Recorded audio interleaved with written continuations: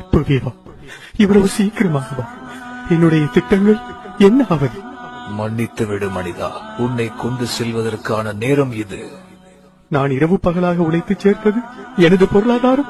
நீ கூறியவை அனைத்தும் உன்னுடையதல்ல. அவை பூமியில் நீ வாழ்வதற்காக உனக்கு தந்து வைக்கப்பட்டது, அவ்வளவுதான். என்னுடைய திறமைகள்? அவை உன் சூழ்நிலைகளுடன் சம்பந்தப்பட்டது. அப்படி என்றால் என் மனைவி, மக்கள் மற்றும் உற்றார் உறவினர்கள்? அவர்கள் உன் இதயத்துடன் சம்பந்தப்பட்டவர்கள். அப்படி என்றால் இந்த உடல்? அது இந்த மண்ணுக்கு சொந்தமானது. என்னுடையது என்று இந்த உலகிலே எதுவுமே இல்லையா? நான் எதையும் எடுத்துச் செல்ல முடியாதா? நீ வாழ்ந்த ஒவ்வொரு நொடி மட்டுமே உன்னுடையது.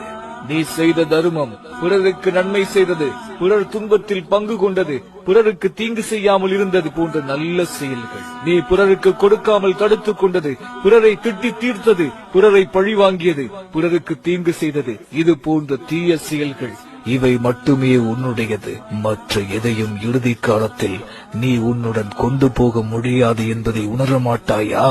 வாழும் காலம் கொஞ்சமே. மனிதா, நீ மாறிடு உன் மறு உலகத்திற்காக.